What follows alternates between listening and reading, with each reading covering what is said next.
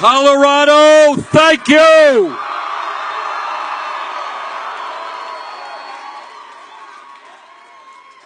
Let me thank all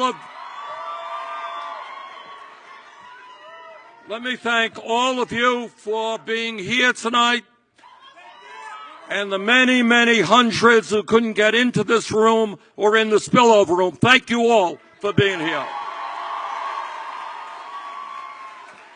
And let me thank the people of Colorado for the great support they gave our campaign during the Colorado caucus.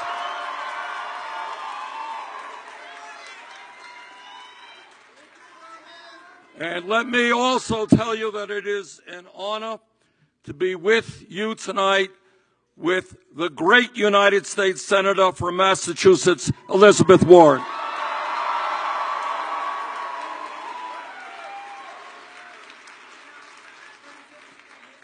I am here in Denver tonight for two reasons. Reason number one is my 7 very beautiful grandchildren. And I intend to do everything humanly possible in the next 3 weeks, if I have to run around to every state in this country, to make sure that Donald Trump is not elected President of the United States.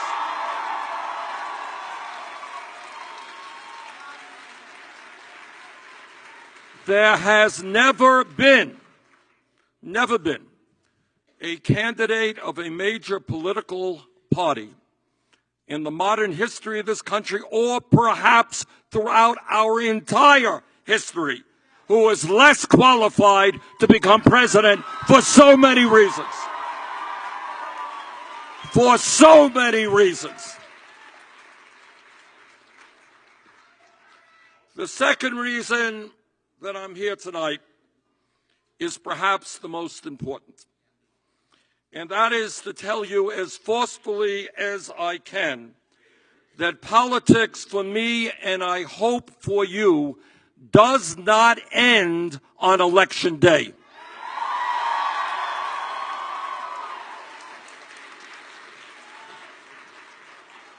It goes without saying, and Elizabeth has just said it, that all of us together have got to do everything we can to elect Hillary Clinton president.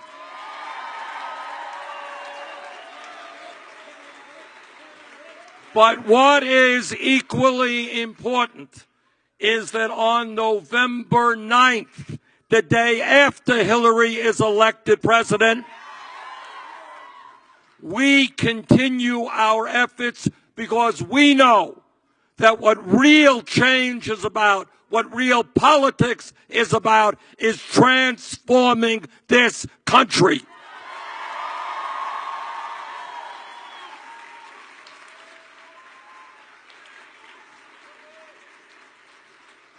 And in that regard, we have got some very good news. Because of the victory here that we won in Colorado and in 21 other states,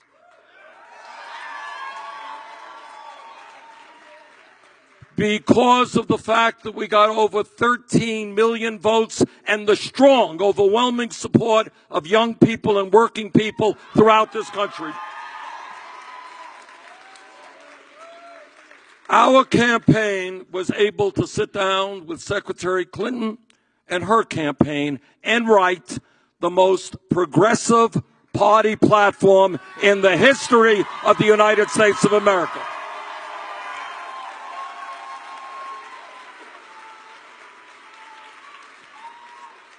You made that happen. That's what you did. And that platform is available for you to read at Democrats.org.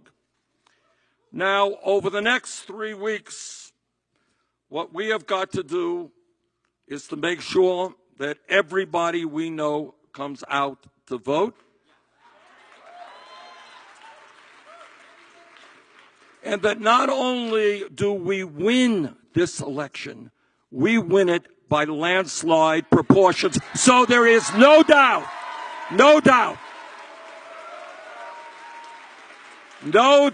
in anybody's mind that this country is going to reject that sexism, the racism, the xenophobia of the Trump campaign.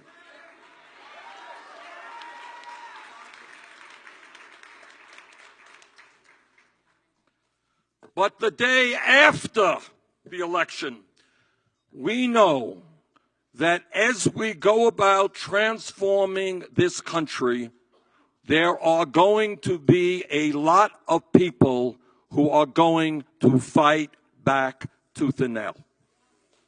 If you think that the folks on Wall Street are going to sit by idly when we tell them that we're going to break up the largest financial institutions in this country, you've got another guess coming. If you think that the fossil fuel industry is going to say, okay, no problem, we will transform our energy system away from fossil fuel into energy efficiency and sustainable energy, they are not going to give up their short-term profits, believe me, without a fight. And if you think that the insurance industry is going to say, okay, let the United States end the disgrace of being the only major country on earth without a national health care program, you are not following what goes on.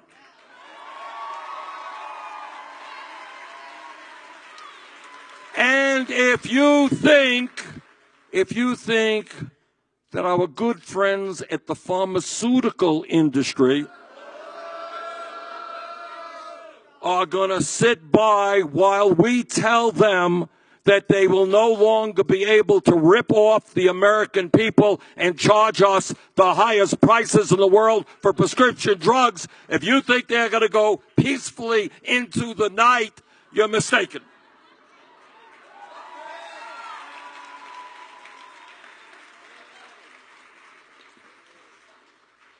So we have a twofold struggle in front of us. Number one, we're going to beat Trump, and we're going to beat him badly, and we're going to elect a Hillary Clinton.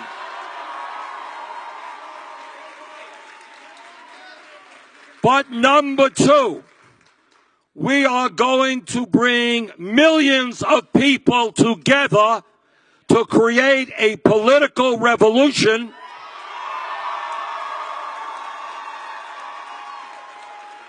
and to create a government. I know this is a radical idea, but to create a government that works for all of us, not just the 1%.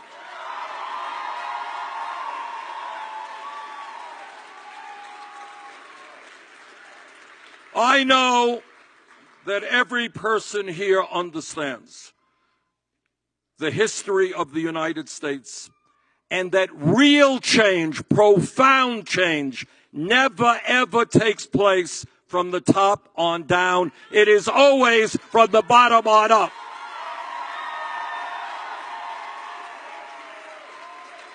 That is the history of the trade union movement, when workers came together and said, we are not animals, we are human beings, we're going to organize, we're going to collectively bargain for decent wages and decent benefits. That is the history of the civil rights movement, where the African American community and their white allies for hundreds of years stood up and said loudly and clearly, we will not tolerate racism and segregation in America.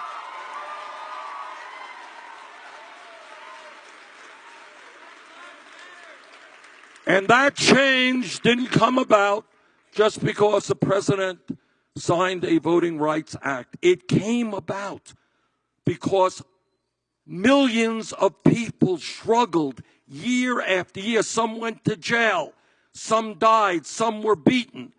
And that is how change comes about. Change comes about when we understand that 100 years ago, not a long time in human history, women in America, they weren't United States senators. They weren't running for president. They did not have the right to vote. They did not have the right to get the education they wanted or the jobs they wanted. But women said, excuse us. We will determine our fates, not the Donald Trumps of the world.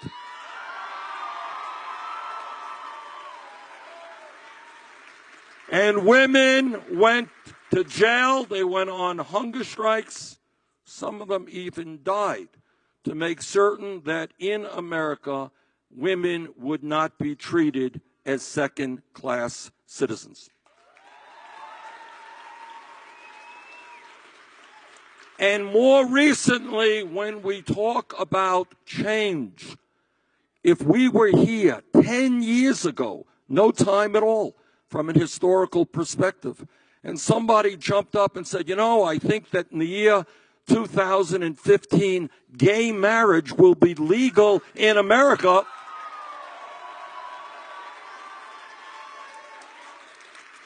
Somebody else would have jumped up and said, you're nuts, that ain't going to happen. But because of the struggles of the gay community and their straight allies, it did happen.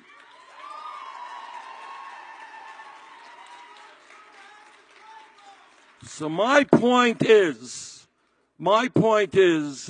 that real change only takes place when millions of people are prepared to stand up and fight for that change.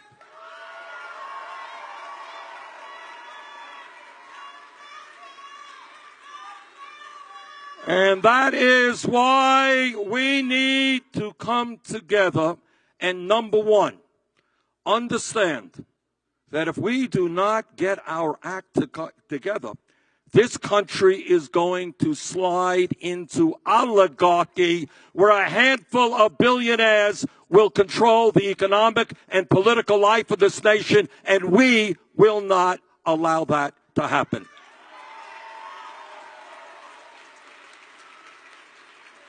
Right now, as we speak tonight, the Koch brothers and a handful of billionaires,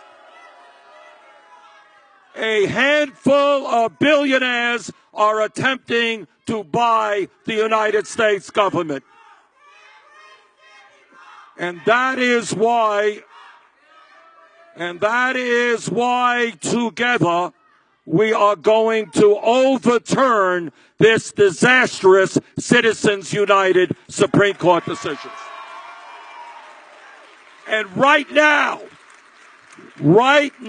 as we speak, there are Republican governors all across the country who do not have the guts to run campaigns based on their ideas, but are trying to suppress the vote. We will not tolerate voter suppression in this country.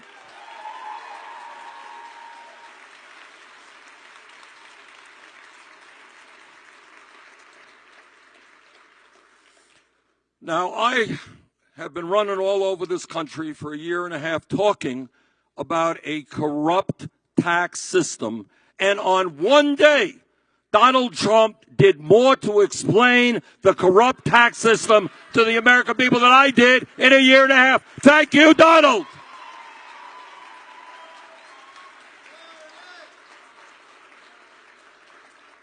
Because what Donald said is, he said, yeah, I'm a multi-billionaire. Yeah, I got mansions all over the world.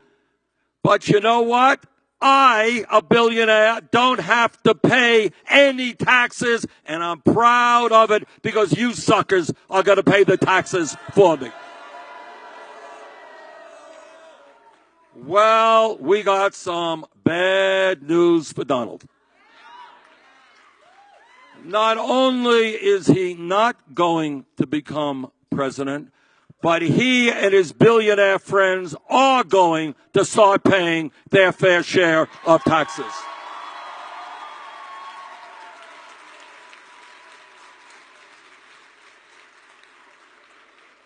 We have a situation today where major corporation after major corporation is moving offices to the Cayman Islands and in other tax havens, and after making billions of dollars in profits, are not paying a nickel in federal taxes. Brothers and sisters, that is going to change.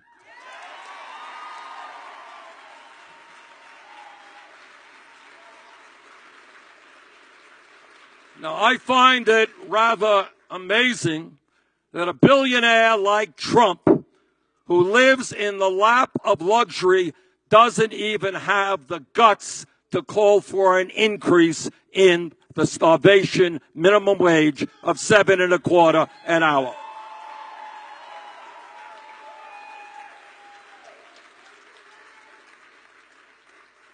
What we have seen in recent years is incredible courage by workers in the fast food industry. And they stood up and they told America they cannot make it on $7.25 or $8 or $9 an hour. We hear what they are going through. We're going to raise the minimum wage to $15 an hour.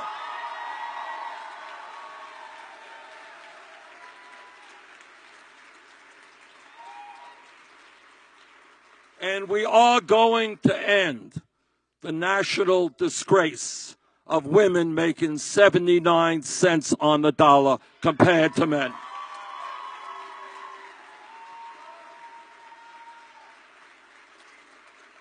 You know, Donald Trump has been talking a whole lot about trade. Well, you're looking at a senator and a former congressman who voted against every one of these disastrous trade agreements. But I say to Mr. Trump, instead of giving speeches about trade, why don't you lead by example? Why do you continue to have factories in Bangladesh where you are paying workers 30 cents an hour? Why do you continue manufacturing your clothing lines in Mexico and in China? Why do you make your furniture in Turkey? Why don't you walk the walk instead of just talking the talk?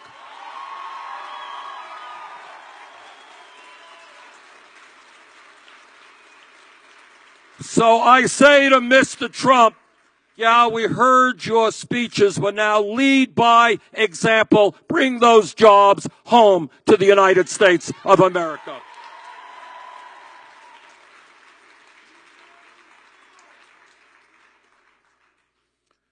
When we talk about transforming America, we have got to have the courage to take on the greed, the recklessness, and the illegal behavior of Wall Street.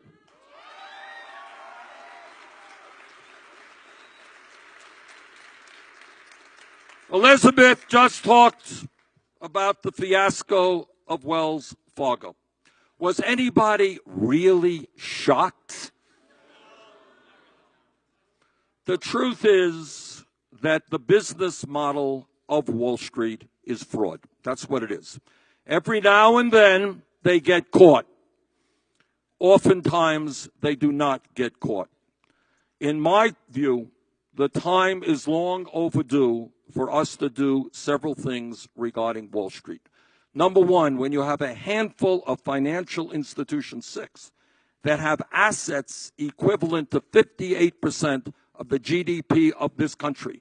When a few banks issue almost all of the credit cards and a third of the mortgages, I think that if Teddy Roosevelt, a good Republican, were alive today, you know what he would say? Break them up.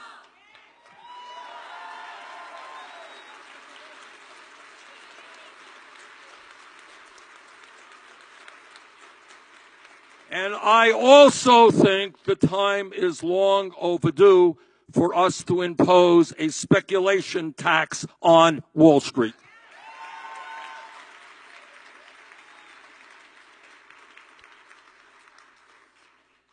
Now, after the campaign ended, Secretary Clinton and I sat down. After the primary campaign ended, Secretary Clinton and I sat down and tried to figure out how we can work best together. And we came up with several agreements.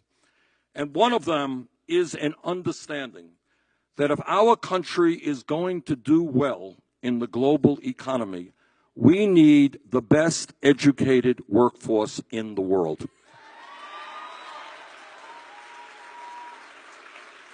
I want you just to think about it. In a changing economy with an exploding technology, just think about the fact that we got hundreds of thousands of bright young people in this country today who cannot go to college for one reason, and that is their families lack the money.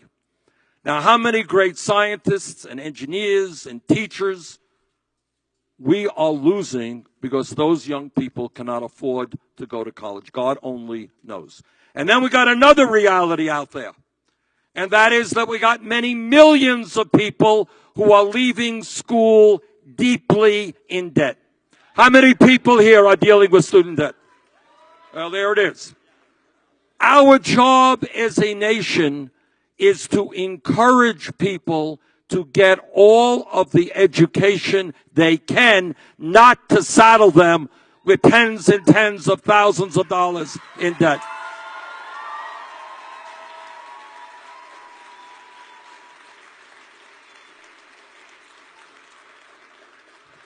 And out of those discussions between Secretary Clinton's campaign and our campaign came a couple of very important areas of agreement. Number one, we will make public colleges and universities tuition-free for all working families in this country.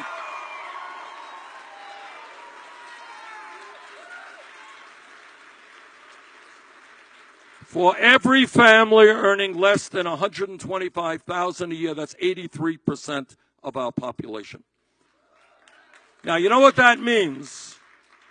That means two things. It means, number one, that people will not be leaving school with outrageous debt. But second, and even more importantly, I grew up in a family, did not have a lot of money.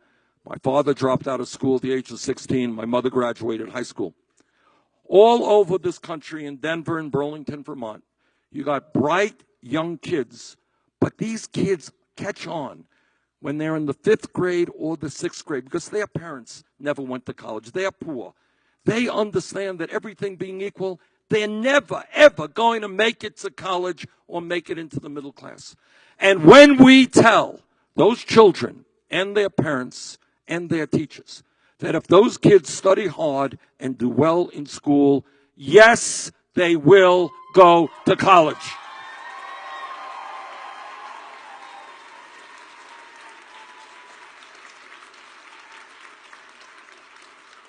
And that is a very big deal.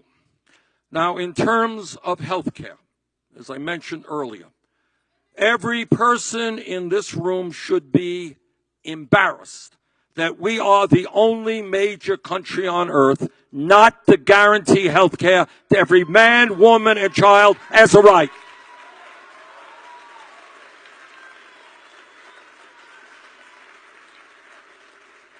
And tomorrow, I'm going to be in Boulder talking about the need for a single-payer health care system. But what Secretary Clinton and I agreed on is a doubling of funding for community health centers all across this country. And that will mean that virtually any American, regardless of income, whether you have insurance or not, will be able to get primary health care, dental care, will be able to get mental health counseling,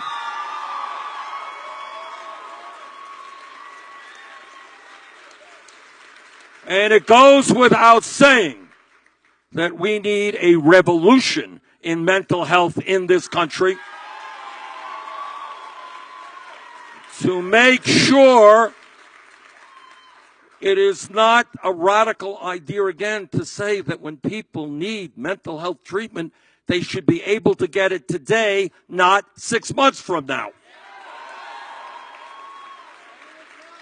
And also, what community health centers do is provide the lowest cost prescription drugs available in the United States.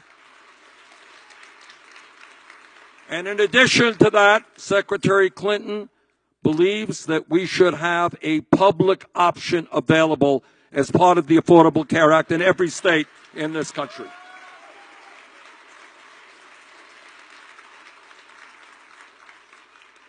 Now, we should be nice to some of our Republican friends because they suffer from a serious illness. See, unlike Donald Trump, we don't make fun of people who have disabilities.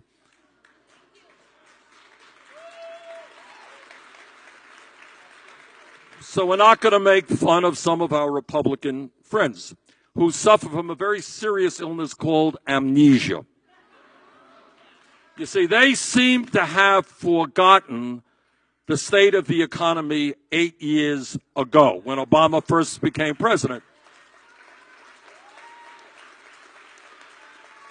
Now, it is very easy for them to blame the president if it is too hot, if it's too cold, if it's raining. It's all Barack Obama's fault. We know that. But on the other hand, maybe just for a second, they might want to remember where we were 8 years ago today. And where we were is that we were losing 800,000 jobs a month. Now, my Republican friends, they say, well, we're only gaining 150, 200,000 jobs a month now. Obama only brought about the gain of about 11, 12 million new jobs. Not enough. Well, maybe it's not. But gaining 200,000 jobs a month is a hell of a lot better than losing 800,000 jobs a month.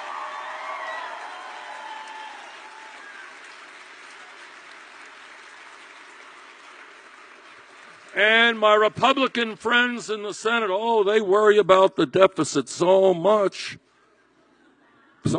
which is why they continue to want huge tax breaks for billionaires. But they forget that when President Obama first came in, we were running up under George Bush the largest deficit in the history of this country, $1.4 trillion.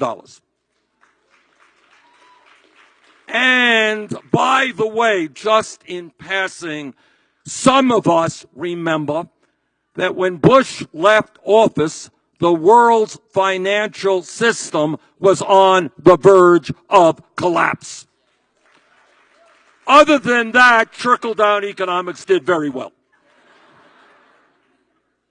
Now, what Secretary Clinton understands, what Elizabeth Warren understands, what you understand and what I understand is that in the last 8 years we have made good progress, but not enough. Much more needs to be done.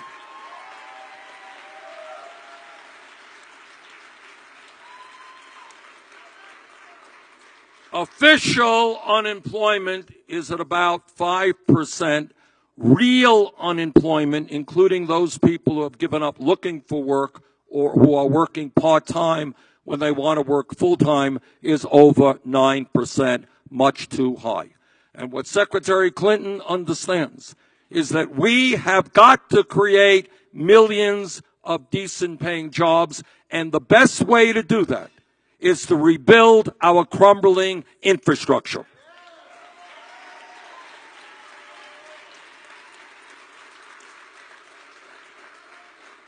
A number of months ago, I was in Flint, Michigan, talking to parents of children who had been poisoned by lead in their water. And if anyone thinks that Flint, Michigan is the only community struggling with clean drinking water, you would be sorely mistaken. All over this country, when I was in California, I didn't know this, you got thousands of homes there, often homes of farm workers. When they turn on the water, they can't drink that water. It has too many pesticides in it. All over this country, we have a major water crisis. Our wastewater systems are falling about. We have roads where potholes swallow up cars. We have bridges that are on the verge of collapse. We used to lead the world in our rail system, no longer the case. Airports in bad shape. We can and must create millions of good-paying jobs, rebuilding our crumbling infrastructure, building affordable housing, putting our people to work, doing that.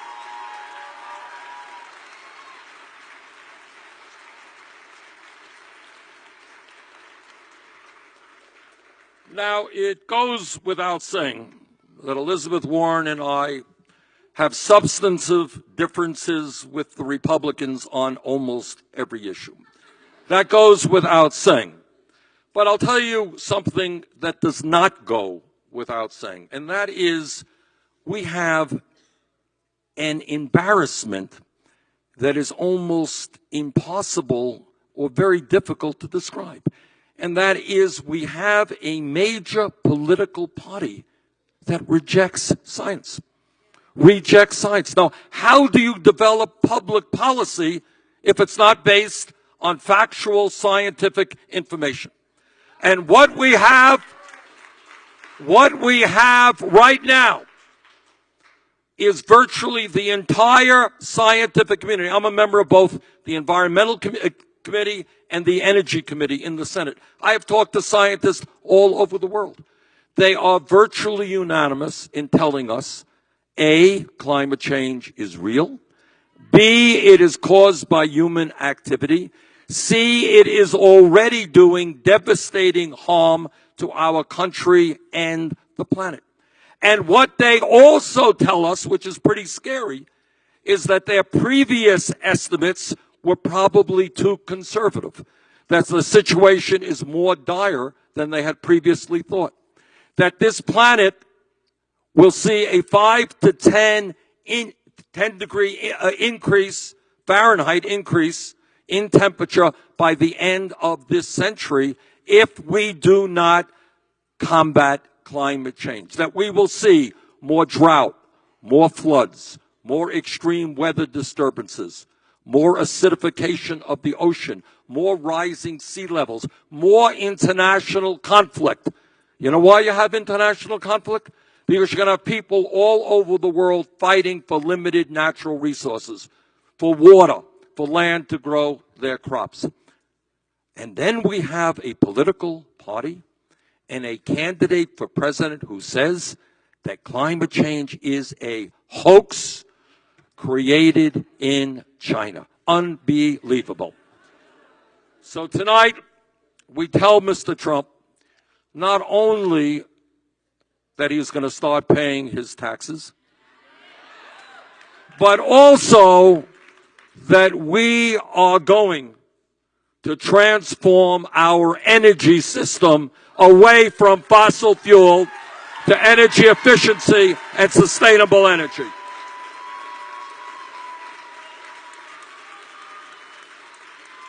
Now think about an America which leads the world in energy efficiency, coming up with mass transit, a new rail system, which comes up with programs to weatherize our homes, to move aggressively in wind and solar. Think about an America where millions of people are transforming our energy system and leading the world in saving this planet. That's the America we need.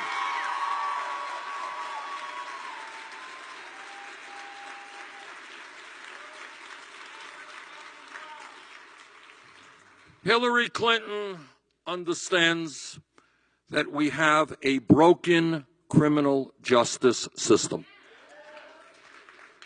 And that system today allows 2.2 million Americans to rot in jail.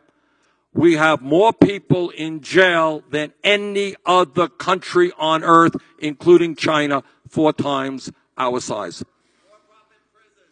Hillary Clinton understands that it makes eminently more sense for our young people to invest in jobs and education, not in jails and incarceration.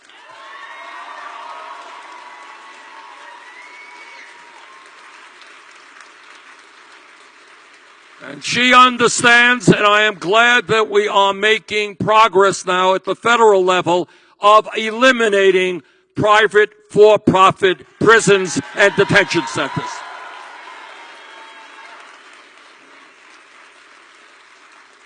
And Hillary also understands that all of us as Americans are tired of seeing the videos of unarmed African Americans being shot.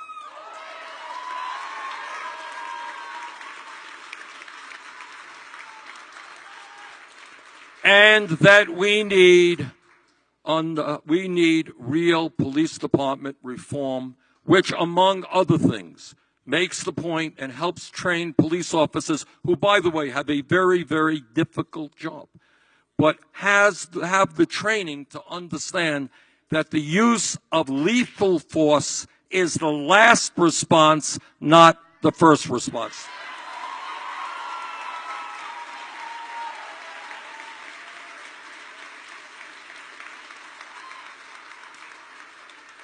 During the course of my campaign, I had the opportunity to travel around the country and to meet with all kinds of fantastic people. And when I was in Phoenix, I met with a group of young Latino boys and girls, teenagers, some younger than teenagers. And with tears in their eyes, they told me about their fear that someday they would go home after school and find out that their mom or their dad had been deported. Hillary Clinton understands that in the year 2016, where we have 11 million undocumented people, many of them living in the shadows, living in fear, that the time is long overdue for comprehensive immigration reform and a path toward citizenship.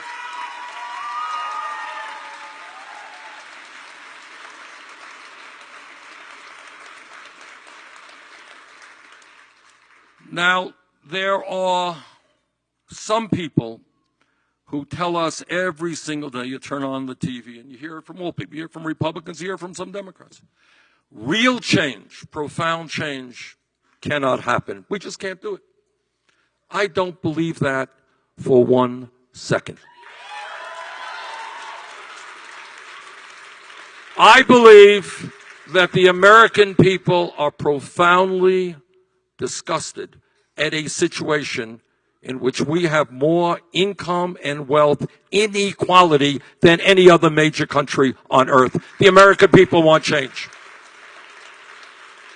Nobody I know thinks that it is acceptable or moral that the top 1/10 of 1% now owns almost as much wealth as the bottom 90%. Nobody I know thinks it is acceptable that we have the highest rate of childhood poverty of almost any major country on earth, while at the same time, over the last 16 years, there has been a 10-fold increase in the number of billionaires in America.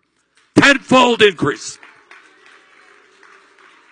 And what the American people want, whether they're Republicans, whether they're Democrats, conservatives, or progressives, they are sick and tired of a government which represents the rich and the powerful. They want a government that represents all of us, not just.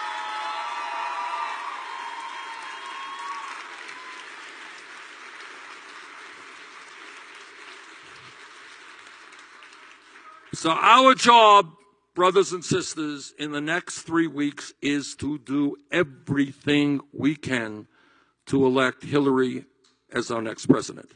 But do not listen to those people who tell you a day after the election, hey, we did it, go back to sleep, we'll get in touch with you 4 years from now. Don't listen to that. Our job is to elect Hillary Clinton. It is to defeat Trump badly, and then begin the process of bringing millions of people together to stand up to the billionaire class.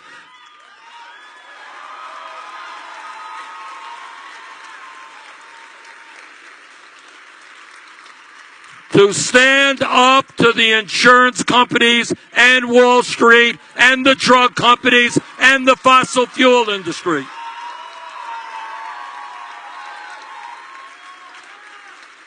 When we come together and do not allow the Trumps of the world to divide us up, when we stand together as black and white and Latino, Asian American, Native American, when we stand together as gay or straight, white or black or whatever, when we come together, there is nothing that we cannot accomplish. That is our job. Thank you all very much.